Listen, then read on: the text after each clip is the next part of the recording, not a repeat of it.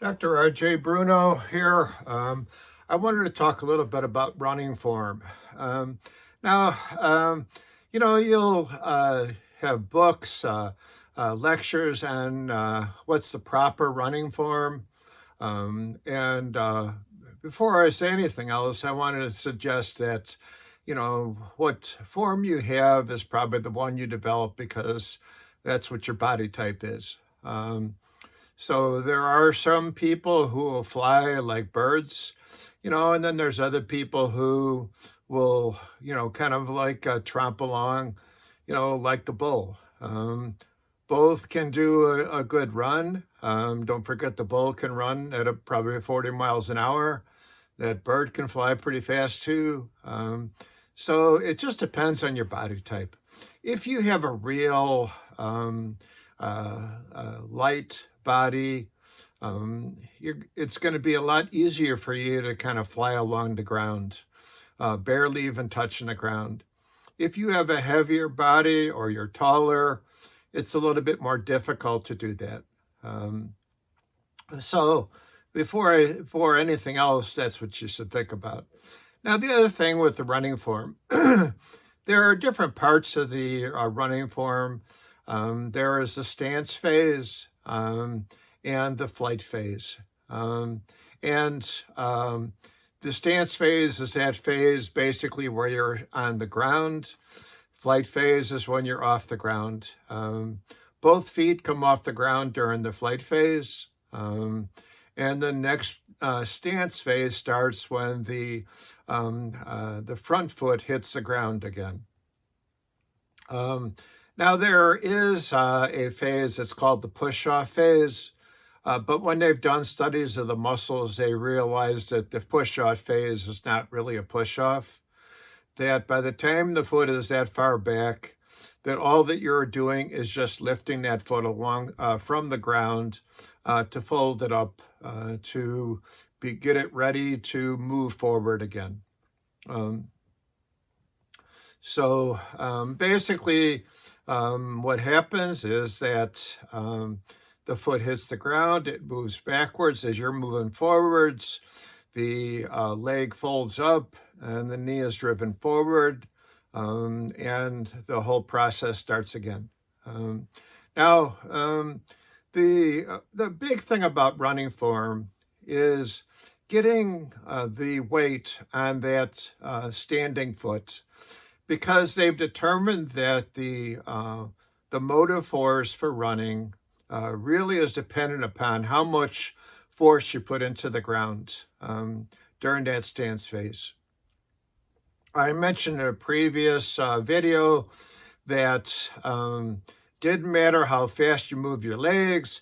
It didn't matter how wide your legs were. Really, what was the most important part was the amount of force that you put in the ground to push yourself up and forwards. You have to push yourself up somewhat because you're don't forget, you have both feet off the ground. So to get your feet off the ground, you have to be elevated slightly. And of course, you can't just jump up and down. You have to also move forward. So there's also a vector that goes forward too. Now, one of the ways of kind of practicing this position of putting all the weight on one leg is to get yourself a pair of roller skates or a device called a roller ski. The roller skates or the roller ski will help you to practice the glide. Now, you're not so concerned with the push-off that you have in these. You're interested in increasing the glide portion of the skate.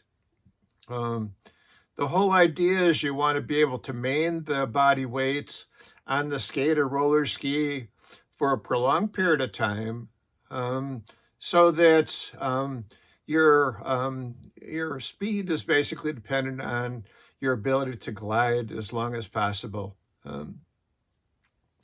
Once your foot has to stop and push, then you're not moving as much.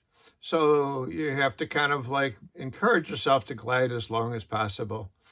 If you've ever seen somebody doing the cross-country ski race in the classical style, you might even notice the fact that they're doing a movement where the foot is on the ski on the bottom, the other foot is held up in the air, where they're kind of waiting for the glide to finish. Um, the running leg, again, all your weight should be on that leg, which means that you're going to need to have that foot pretty much centered underneath your body. If you have feet in a wide-based stance, then you would have to shift your weight over this way and then shift your weight over this way. If they're pretty much in line, then, you don't really need so much of that movement back and forth. So putting the feet close to the midline is important. The other thing, too, is that, there have been people that, because they're going to push off from the back foot. When the runner runs, there's a foot that's way back there. You don't really want to be pushing from that. You really want to be driving. So what you really want to do is get that leg up in the air and then drive that leg forward. And as you're doing that, move your body forward also, so that when that leg goes down, your body is in a position to be over the foot. You can't just drive the leg forward and then leave it out there, and then with it in front of your body, then you would have to kind of pull it backwards. Well, that's, you don't want anything going backwards here. You want everything moving forward. So you drive the leg and the body at the same time. Once you hit the ground, with that leg, your foot, like I said, should be under your body, because that's the point of the most force. If your foot is out in front and your body's back here, you would actually have to push backwards. But if the foot and the body are in the same position, then you can push down and forwards to propel yourself forwards faster. So this is, a little bit about the form here. Practice this as much as you can. But what you want to really do is just kind of be aware of what your form is when you're running. You don't really want to try to force yourself to do this or that, but try to be aware of it. And then you can kind of make some small changes. I've been a runner for many years, and, one of the things that I kind of did was to make sure that my foot was underneath me as I was running. It was a slight change. My foot was maybe, a few inches too far forward. So I just kind of pulled it back a couple of inches and, landed more on the center of my foot instead of on the back of my heel. And it made it a lot easier for me to run. Okay, so this is about form. Enjoy.